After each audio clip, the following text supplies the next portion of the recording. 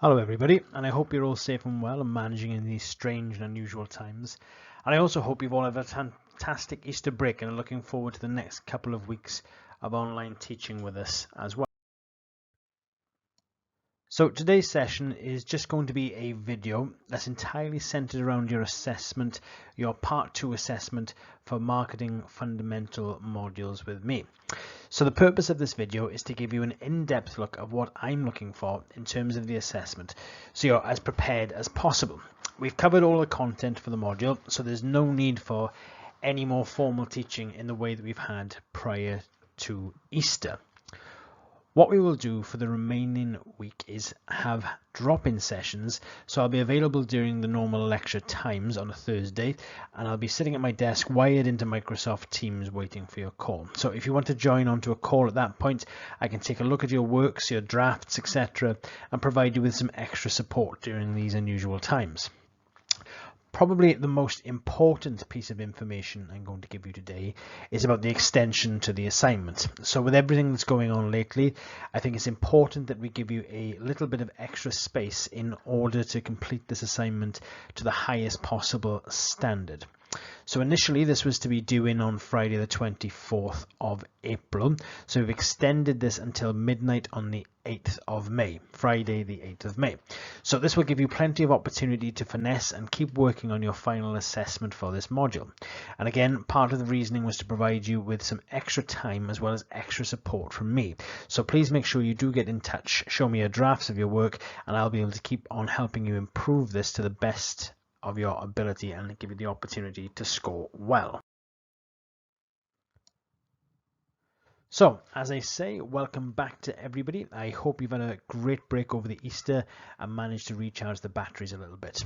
I'm sure it's been a bit of a strange holiday for everybody as no one's been able to go out and about and do the things they ordinarily would, but I do hope you've had at least a chance to get some rest and hopefully catch up on some of your assignment work over the break as well.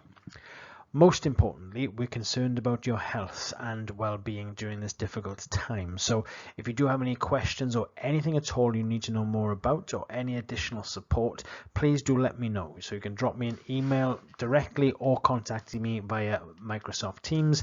I'm at my desk the vast majority of the day, so please feel free to get in touch at any time. And more than anything else, I want to make sure you understand that we're here to support and help you get through your first year of your degree and still have a fantastic educational experience, even though we're going through some very difficult and straitened times at the moment. I'm sure you'll be all glad to hear that today's session focuses entirely on the assignment.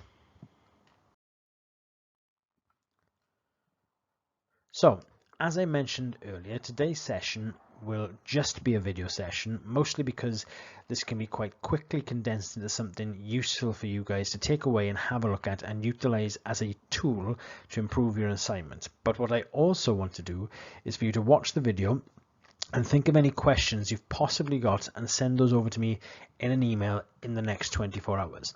And what I will do over the weekend is produce a response video. So rather than us have us all in a classroom situation at the same time, I'll produce a video with a response to each and every one of your questions individually, and I'll post that on Microsoft Teams. I'll also post that on Moodle, and I will get a link out, an email link out via Moodle as well to my YouTube account with that response video.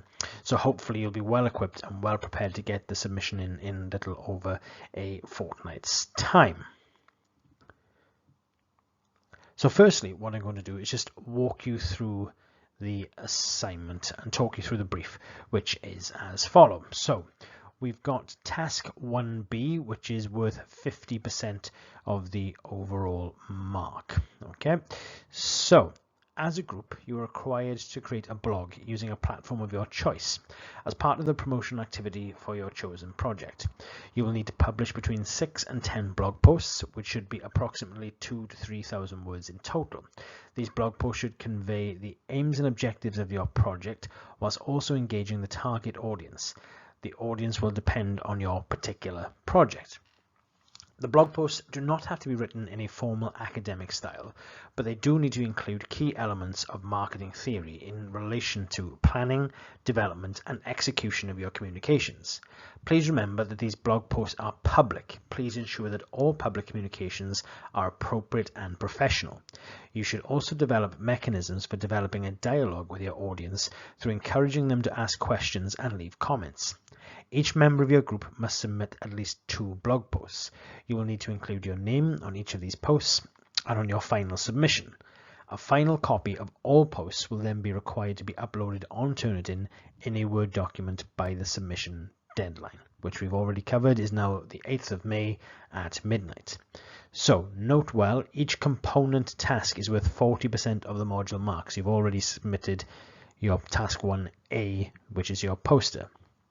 Now that we've covered the main element of the brief, we can break this down. So there's often concern when we have group work assignments, but you can rest assured you will all have an individual mark for the work you produced. And you'll notice in the assignment brief, we want you to make it clear who is making what contribution. So there won't be any room for shirking the responsibilities you have to the rest of the group. You will have to complete something to the highest possible standard in order to get the marks that you want as an individual, despite this being a group project. There is no way of hiding within the rest of the group, despite it being a group effort. In practical terms, you can use any piece of blogging software that you want. So this could be things from Blogger, Wix, WordPress, etc. Or perhaps you're familiar with one, or you use your own for a personal blog that you might have, and that's something you want to continue using, which is absolutely fine. The vast majority of these blogging sites provide their service free, so please don't go spending any money on anything here. But we do want this to look as professional and as slick as possible as well.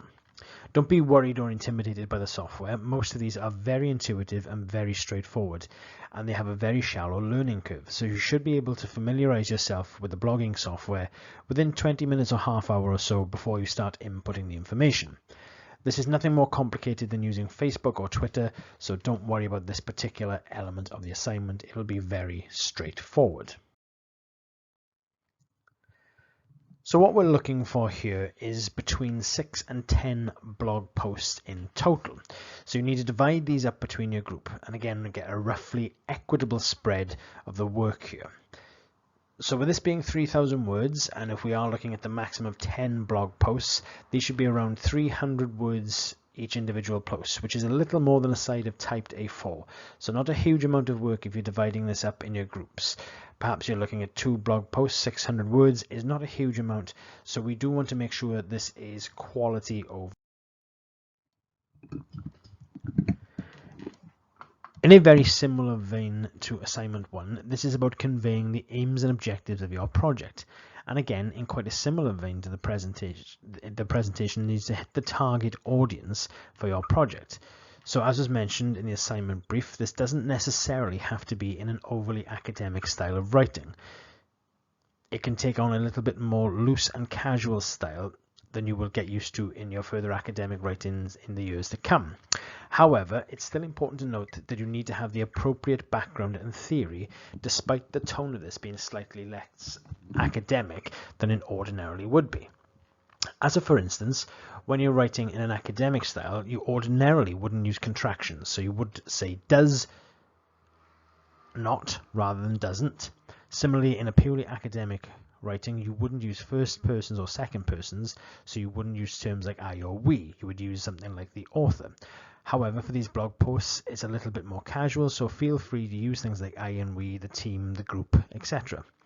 So it is important to consider the target audience for your blog, and we've noted in the brief you're supposed to be public as well. So I would encourage you to share the links with some of your peers, and I would want this to be a genuinely interesting piece of work for the rest of the group to engage with and leave comments, etc. I think it's a good idea for you to look at and review and generally engage with each other's blogs here. And there may be some really interesting ideas out there, things that you can borrow and develop, enhance as well in your own blogs. As I said, each group member needs to include at least 2 blogs, so we're looking for the groups of around 5 people, ideally to get to your 3,000 words as a collective. So just a little bit of background submission info and a little bit of clarity for your submission. The links will go up on the Moodle page over the weekend, and you'll expect to see a Word document that has copied and pasted the entirety of all of the blog submissions, all 3,000 words, into a singular Word document. However, I would also expect to see an active link pasted into that Word document so that I can visit your live and public blog. This cannot just be a Word document exercise. There needs to be a live blog in which you can try to encourage others to have participated in. So I just want to talk you through now where you can pick up marks in this assignment. So the first element is engagement with literature skills. So as I said, this is far more casual, so there will be 0 marks available for engagement with literature skills. There is no need to actually engage with any literature in particular for this assignment, so there won't be need for citations or a reference list. That being said, your blog certainly can include theories and ideas that we've learned across the course of this module. You just don't have to formally reference them in the same way. The main reason being is the different tone of this assessment being a blog rather than an academic report or essay. But this doesn't mean it isn't going to be academically informed, and it's not going to be entirely random thoughts you've made up yourself. The underpinning theory can still form a central part of this assignment. So for knowledge and understanding skills, there are 20 marks available. So at level 4, you should be able to demonstrate knowledge of the underlying concepts and principles associated with your areas of studies. Knowledge relates to the facts, information, and skills you've acquired through your learning. You demonstrate your understanding by interpreting the meaning of the facts and information, knowledge. This means that you need to select and include in your work the concepts, techniques, models, theories, etc. appropriate to the task set. You should be able to explain the theories, concepts, etc. to show your understanding. Your mark or grade will depend upon the extent to which you demonstrate your knowledge and understanding. So when we're looking at guidance specific to this assessment in relation to knowledge and understanding, you will be expected to take into consideration the principles of marketing when delivering their communications campaign. Knowledge and understanding of design packages as well as blogging platforms will be demonstrated.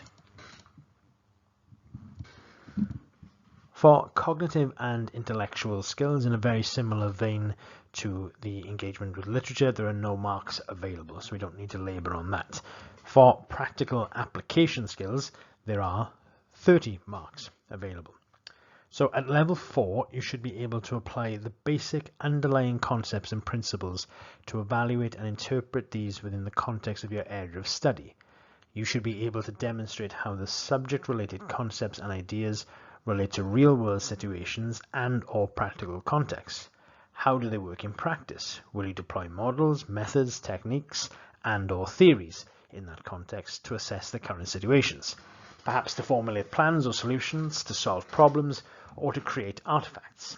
This is likely to involve, for instance, the use of real-world artifacts, examples and cases, the application of a model within an organization, and or benchmarking one theory or organization against others based or stated criteria.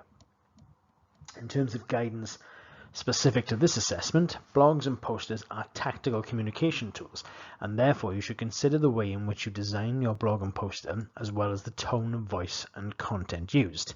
Students should ensure that the communications are clearly aligned to the marketing communication objectives.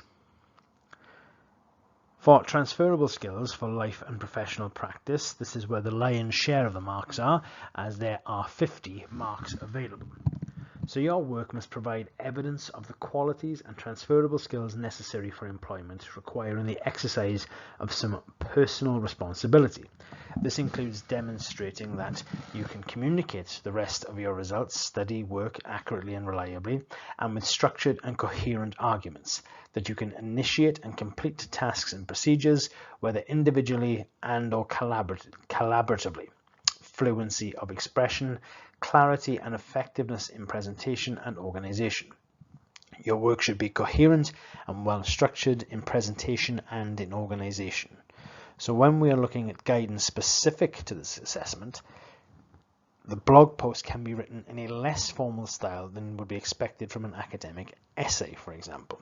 You need to consider your audience and ensure your style and approach engages with the reader. So hopefully you've got a much better understanding of what the expectations are for this assignment and have a much better sense of direction as well. As I said at the very outset, what I'm looking for now is any questions for yourself or the rest of the groups that you want answered in relation to this presentation. So if you, over the course of the next 24 hours, if you could email me directly, I'll collect these questions. Then by Friday afternoon, I will produce a response video that deals with each of your questions in the appropriate level of detail. Now, remember, there are no silly questions, and if there is any level of uncertainty at all, put the questions out there. It can be entirely anonymous. I'm not going to mention anyone by name. So what I really want to make sure is that by Monday morning, everybody is absolutely crystal clear and has no doubts in their mind as to what they need to do for this submission. One more final point, and is important to recap and say I'm at my desk every single day, and you're able to contact me via Microsoft Teams or email. So please do get in touch if anything is unclear as to the purpose for the next couple of weeks. So there won't be the formal teaching. I'm here to provide support for your assignments in order to ensure that you get the best possible grade for this module. Don't forget that the other tutors in the group are available to you as well if you have specific questions in regard to your program. So if you're one of the sports students, Andrew Thomas will be available. Similarly, get in touch with Jackie in relation to do with anything for tourism. And you can also get in touch with Rachel as well for anything related to the business programs. So I hope you found this useful, folks, and as we say, we're still quite new to this process as well, and trying our very best to make sure we get you the highest quality online materials and something that is useful to you in terms of support and getting the best possible grades. So this will be an adjunct, this video will be an adjunct to other modes of online teaching via Microsoft Teams, and our priority is to make sure you're having a seamless experience during these very strange and unusual times. So all that's left to say now is that I hope you're all being safe and you're all carrying out the social distancing measures and you're looking after yourselves and loved ones. Don't forget to keep washing your hands, and I look forward to seeing you guys hopefully very, very soon. Take care.